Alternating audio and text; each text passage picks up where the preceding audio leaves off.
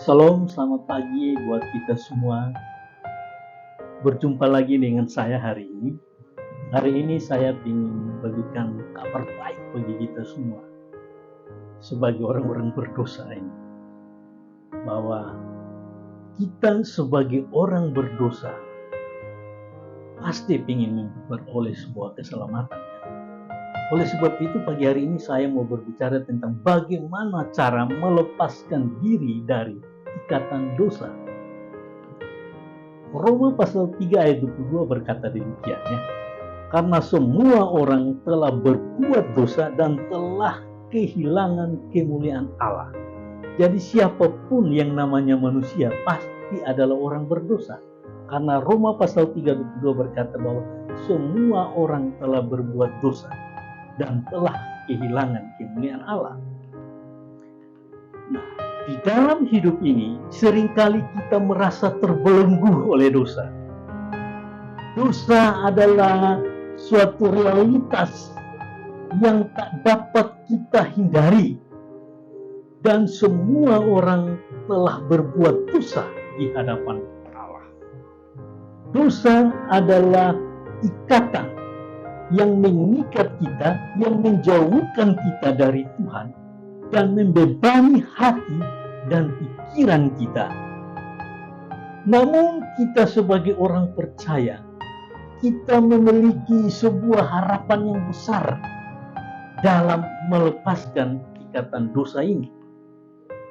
Nah, pada hari ini ada 4 cara yang harus kita miliki agar kita dapat melepaskan diri dari ikatan dosa. Yang pertama, pengakuan dan kesadaran akan dosa. Saat kita berbicara tentang melepaskan ikatan dosa, langkah pertama yang perlu kita ambil adalah mengakui dan menyadari bahwa kita adalah orang berdosa. Dan kita menyadari akan dosa-dosa kita. Alkitab mengajarkan bahwa semua orang telah berbuat dosa dan telah kehilangan kemuliaan Allah. Ini yang ditulis di dalam Roma pasal 3 ayat 23. Kesadaran akan dosa adalah awal dari sebuah transformasi atau awal dari sebuah perubahan. Maka yang kedua, menyadarilah bahwa kita membutuhkan pengampunan dari Tuhan Yesus. Dosa-dosa kita memisahkan kita dari hubungan yang benar dengannya. Namun Tuhan yang penyayang selalu siap untuk memberikan sebuah pengampunan kepada siapapun yang mau bertobat dan percaya kepada Kristus. 1 Yohanes pasal 1 ayat 9 berkata, jika kita mengaku dosa kita, maka Ia adalah setia dan adil, sehingga Ia akan mengampuni segala dosa kita dan menyucikan kita dari segala kejahatan. Setelah kita mengakui, kita harus percaya kepada Yesus. Di dalam Yohanes pasal 3 ayat 16 dia berkata begini, karena begitu besar kasih Allah akan dunia ini, sehingga Ia telah mengaruniakan anaknya yang tunggal. Supaya, ingat Bapak, supaya setiap orang yang melainkan memperoleh hidup yang kekal. Luar biasa. Ya, jadi siapapun dia yang mau percaya kepada Kristus, maka dia memperoleh hidup yang kekal. Itu sebuah janji dari Tuhan. Yang ketiga, kesetiaanlah kepada firman Tuhan. Setialah kepada firman Tuhan untuk melepaskan ikatan dosa kita. Kita perlu hidup sesuai dengan firman Tuhan. Di dalam Mazmur 119 ayat 11 berkata dan mengajarkan kepada kita, dalam hatiku kusembunyikan firman-Mu, supaya aku jangan berdosa terhadap Engkau. Kita perlu hidup dalam ketaatan dan kesetiaan kepada firman Tuhan.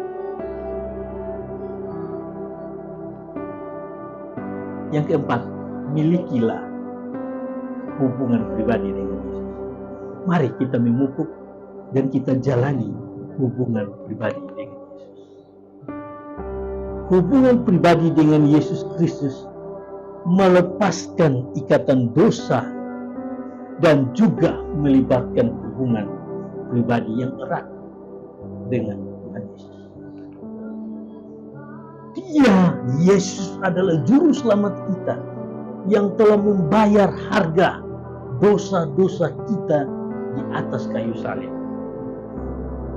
Dalam Yohanes pasal 8 ayat 36 berkata, jika anak memerdekakan kamu, kamu benar-benar merdeka. Melalui imannya, kita memperoleh kebebasan dari dosa. Oleh sebab itu, kesimpulan dan penutup bagi kita semua hari ini, mari kita ingatkan diri kita bahwa melepaskan ikatan dosa adalah proses yang membutuhkan kerja keras, membutuhkan doa dan ketaatan kepada firman Tuhan dan ketaatan kepada Tuhan. Janji Tuhan adalah bahwa kita dapat mengalami kebebasan sejati dari dosa melalui iman kita kepada Yesus Kristus. Oleh sebab itu, bagi semua yang mendengarkan berita baik ini, yang sudah mendengarkan berita baik ini, mari kita percaya kepada Yesus, bertobat dan hidup dalam kebenarannya.